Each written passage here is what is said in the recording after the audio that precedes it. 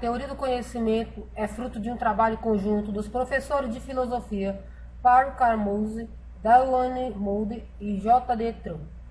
É uma introdução ao estudo filosófico do conhecimento. Paul Carmouze é professor-chefe do Departamento de Filosofia na Universidade de Loyola, em Chicago. É autor do livro Jesus e a Filosofia, um livro que considera a importância e as implicações de Jesus para alguns tópicos filosóficos, incluindo a epistemologia e o sentido da vida. Delaunay Moody é professor de filosofia na Universidade de Claremont, na Pensilvânia. É especializado em epistemologia e filosofia da ciência, lógica e metafísica. J. D. Trump também é professor de filosofia na Universidade de Loyola, em Chicago.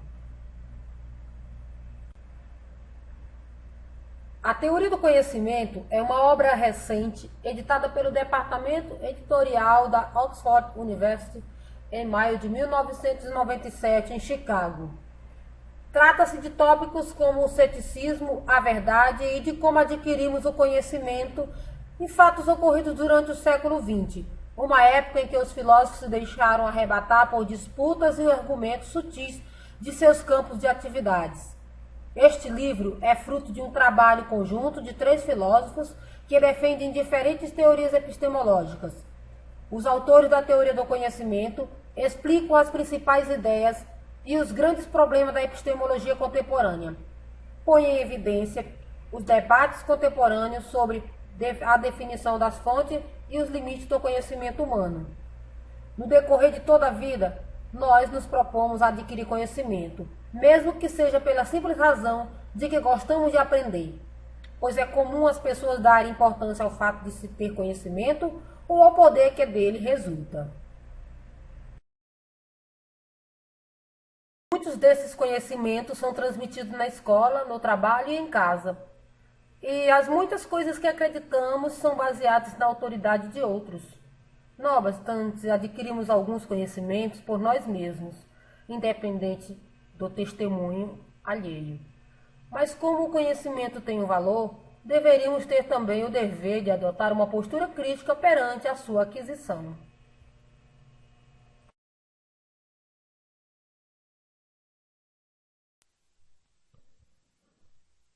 A teoria do conhecimento, ou epistemologia, é o estudo filosófico da natureza, das fontes e do limite do conhecimento. Como fontes de conhecimento, temos a memória e o testemunho.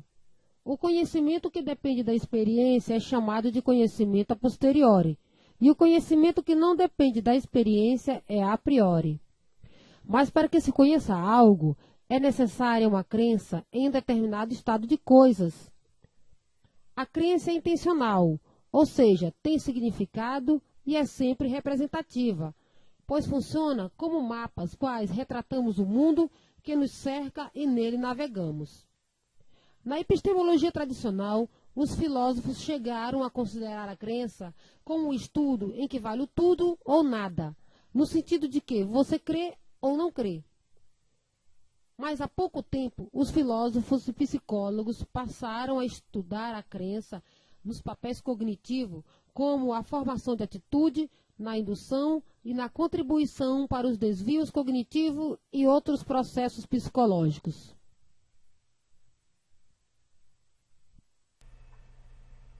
O campo da epistemologia lança luz sobre todos os domínios do potencial do conhecimento, que podem ser conhecimento científico, matemático, o comum pela percepção, o ético e o religioso. A epistemologia pode elucidar um conceito sem que o epistemólogo se comprometa com a existência real com tal conhecimento. A verdade e o consenso são distintos, pois houve uma época em que as pessoas discordavam que a Terra girava em torno do Sol, mas nem por isso este fato deixou de ser verdadeiro.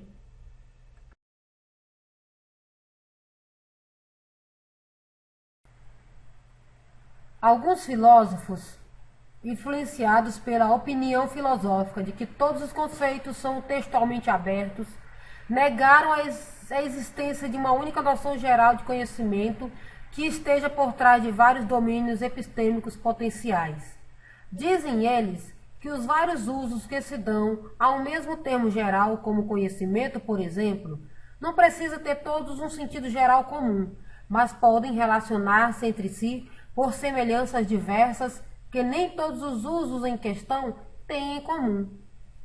Os autores dizem que muita gente usa a palavra conhecimento de modo unívoco, com um único significado, quando falam de conhecimento científico, conhecimento matemático, conhecimento da percepção, conhecimento ético, conhecimento filosófico e conhecimento religioso. Segundo Wittgenstein, outras pessoas podem usar o termo de modo unívoco, com significados diversos, quando falam sobre os vários domínios potenciais. De modo geral, o leitor pode até entender as definições dadas por um autor, mas abster-se de adotá-las em seu próprio pensamento e em suas próprias explicações. A teoria do conhecimento é uma teoria exatamente de algo existente que, segundo Kant, Platão e entre outros, o conhecimento é propositivo, humano e tem três elementos individualmente necessários e conjuntamente suficientes, que são a justificação, a verdade e a crença. É importante fazer uma distinção entre crença e atribuição de crença, pois a atribuição de crenças é um procedimento pragmático na medida em que tem relação com a linguagem de crenças. Podemos atribuir a um bebê a crença de que o aquecedor do lado está quente, embora ele não tenha ideia do que seja um aquecedor. O mundo nem sempre corrobora as crenças que parecem verídicas, pois o princípio da caridade, como modalidade de atribuição de crenças, diz que devemos atribuir a nossos interlocutores crenças que são em sua maioria verdadeiras. Porém, para muitos filósofos, o princípio da caridade não é de forma alguma uma manifestação de sabedoria filosófica aceita por todos. Alguns rejeitam e afirmam que a interpretação sensível exige às vezes que partamos do pressuposto de que a outra pessoa está enganada quanto à maioria dos assuntos e que existe um número específico de crenças falsas que nos impedem de interpretar com inteligência o comportamento alheio. Segundo os autores, podemos conhecer nossas crenças pela simples interiorização da atenção, por assim dizer, e pela observação imediata do conteúdo da nossa mente. A crença é um pré-requisito para a obtenção do conhecimento.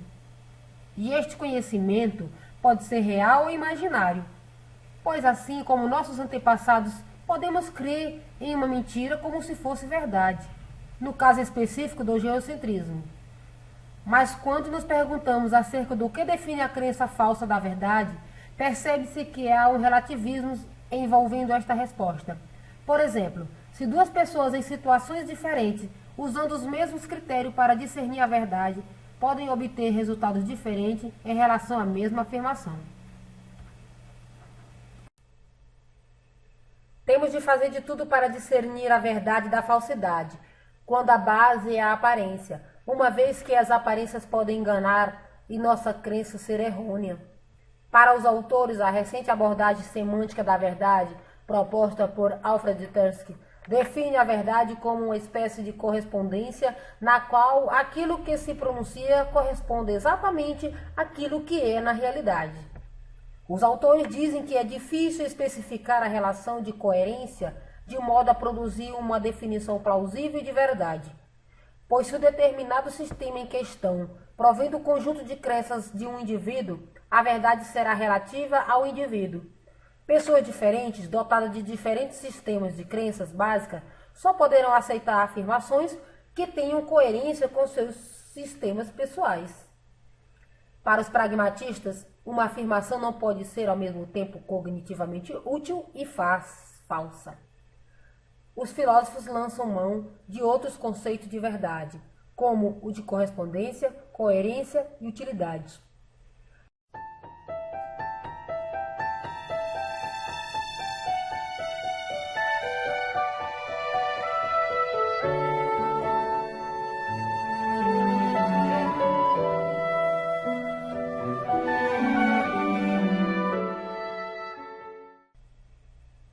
Os casos de A aparente irracionalidade nos levam a querer saber se devemos suspender o juízo e permanecer céticos quanto à racionalidade humana em certos contextos, uma vez em que todos nós temos dúvidas em algumas áreas do nosso conhecimento.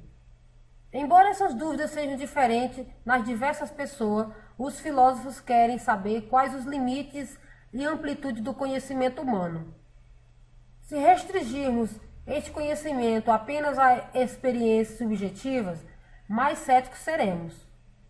Os debates mais famosos sobre o ceticismo diz respeito às coisas do mundo independente da mente, das inferências por indução, dos acontecimentos históricos e das entidades não observáveis postuladas pelas ciências.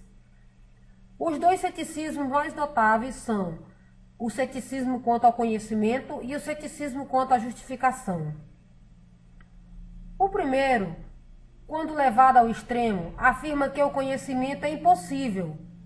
Na forma mais branda, o ceticismo nega a atualidade do conhecimento, mas admite a sua possibilidade. Já o irrestrito, quanto à justificação, afirma que ninguém tem justificativa nenhuma para crer em nada, nem mesmo nesta afirmação. Ele afirma. Muitos céticos adotaram um ceticismo limitado e nega apenas uma espécie de conhecimento, como o conhecimento por indução do passado, do futuro, do mundo externo, dos objetos que se encontram fora do nosso campo de percepção. Dessa forma, o ceticismo restrito tem sido mais comum do que o universal.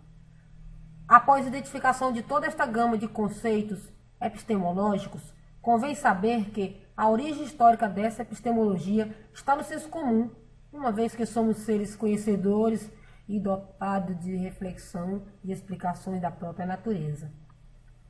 Para os autores, a crença empírica do senso comum sobre os objetos exteriores que fazem parte do nosso cotidiano repousa sobre preposições condicionais subjetivas, ou seja, se eu deixasse esse copo cair no chão, ele se quebraria.